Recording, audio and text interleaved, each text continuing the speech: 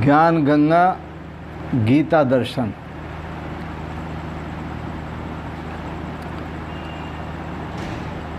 परम दिव्य पुरुष के स्वरूप का वर्णन और उस दिव्य पुरुष के चिंतन की विधि। उस दिव्य पुरुष का चिंतन कैसे करें, उस परम पिता परमेश्वर दिव्य पुरुष का चिंतन कैसे करें, उस चिंतन की विधि बता रहे हैं भगवान श्री कृष्ण गीता दर्शन अध्याय 8 श्लोक 9 में। कविं पुराणम अनुशासितारम अणोरणीयांस मनुस्मरेद्य सर्वसिद्धातारमचिन्त्य रूपम आदित्य वर्णम तम स परस्तात्। भगवान श्री कृष्ण कहते हैं अर्जुन, वह परमात्मा दिव्य पुरुष कवि है।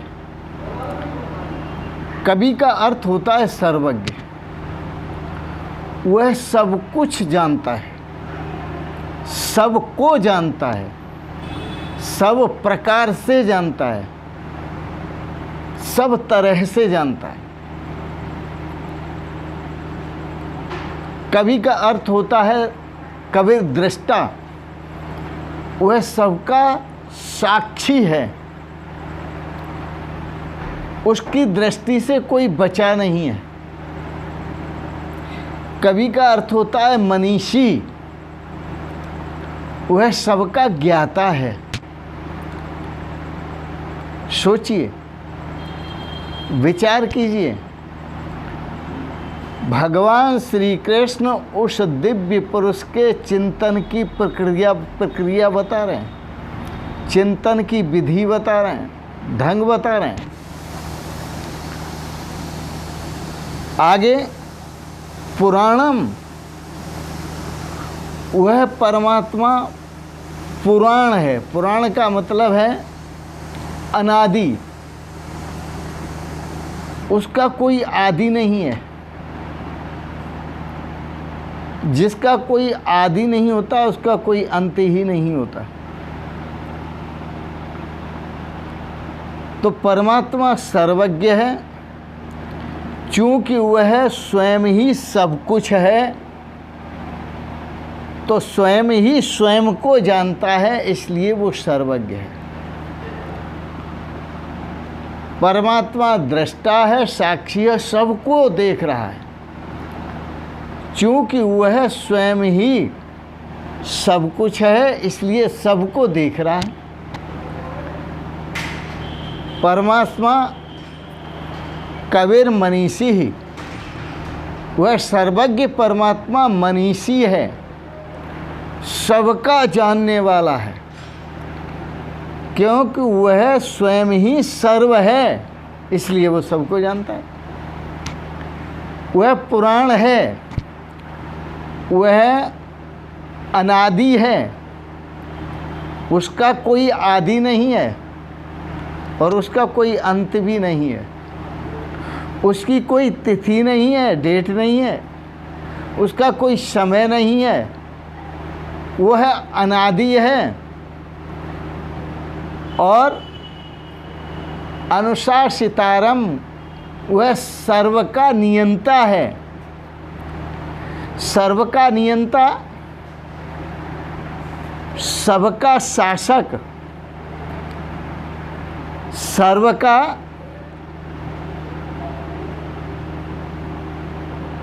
अनुशासन, सर्व पर अनुशासन, सर्व पर शासन करने वाला। ऐसा भी कहना ठीक नहीं है, क्योंकि वो सर्व होकर ही सर्व पर अनुशासन करता है। जैसे आप अपने अनुशासक बने तो आँख को अनुशासन में रख सकते हैं, कान को अनुशासन में रख सकते हैं, हाथ को अनुशासन में रख सकते हैं। आप ये समझते हैं ये मैं हूँ। तो इसी प्रकार से समस्त ब्रह्मांड परमात्मा का स्वरूप है, इसलिए वो सर्वनियंता है। वो अपने आप को ही नियमन कर रहा है, अपने आप पर ही शासन कर रहा है और आप ही शासन कर रहा है। अणोरणियान महतो महियान, वह परमात्मा अणोरणियान सूक्ष्म से भी अति सूक्ष्म है और विराट से भी अति विराट है, ऐसा वेद कहते हैं। अणोरणियान महतो महियान, वह परमात्मा सूक्ष्म से भी सूक्ष्म है और महान से भी महान है। सर्वस्व धातारम, वह परमात्मा चूंकि स्वयं है, स्वयं ही सब कुछ है, सबका धारण पोषण करने वाला है, सर्व का धारण पोषण करने वाला। सर्व है ही नहीं, वह स्वयं ही सर्व है। उस परमात्मा से अतिरिक्त और कुछ है ही नहीं, इसलिए वह स्वयं ही स्वयं को धारण किए हुए स्वयं ही स्वयं का पोषण करने वाला है। स्वयं ही सूक्ष्माति सूक्ष्म है, स्वयं ही महान से महान है, विराट से विराट है। आदित्य वर्णम, आदित्य वर्ण, आदित्य का उदाहरण दिया सूर्य का, चूंकि सूर्य प्रकाश स्वरूप है तो आदित्य वर्णम परमात्मा स्वयं प्रकाश स्वरूप है। आदित्य सूर्य होगा पर प्रकाशित, वह परमात्मा के द्वारा प्रकाशित है सूर्य।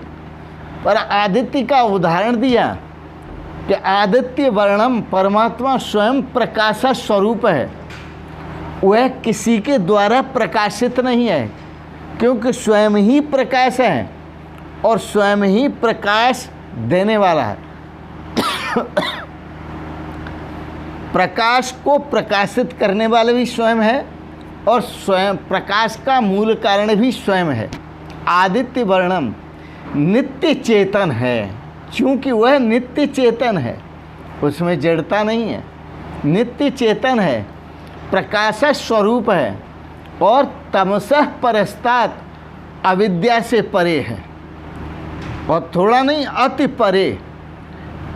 अविद्या कभी भी उसे लिपायमान नहीं होती, अविद्या से निर्लेप है, अति परे, अविद्या से अति परे है, अति शुद्ध है, सच्चिदानंद घन स्वरूप है।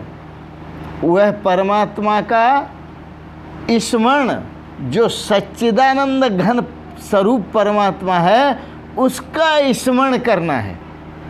अब आप देखिए कौन बता रहे हैं? भगवान श्री कृष्ण स्वयं बता रहे हैं। भगवान श्री कृष्ण यह स्वयं हैं, स्वयं ही कवि हैं, स्वयं ही अनादि हैं, स्वयं ही शासक हैं, स्वयं ही सर्वनियंता हैं, स्वयं ही सूक्ष्म से सूक्ष्म हैं और महान से महान हैं, और स्वयं ही सबको धारण पोषण करने वाले हैं, और स्वयं ही सूर्य स्वरूप प्रकाश स्वरूप हैं, और स्वयं ही माया से परे हैं, अविद्या से परे हैं। ऐसे परमेश्वर का स्मरण करना है जो परमेश्वर माया से अत्यंत परे है। इस प्रकार भगवान का चिंतन करना है, ये चिंतन की विधि है।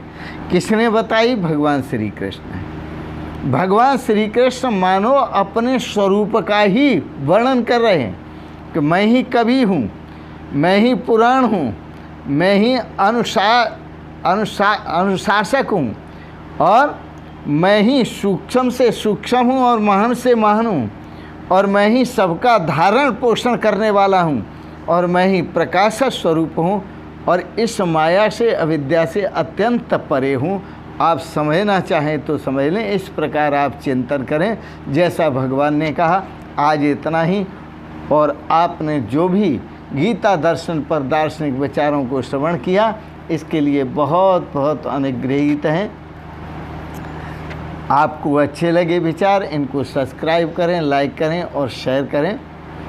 इन शब्दों के साथ ही आप सभी को सादर प्रणाम करते हुए, बहुत बहुत प्रणाम करते हुए, ओम शिवोहम शिवोहम शिवोहम।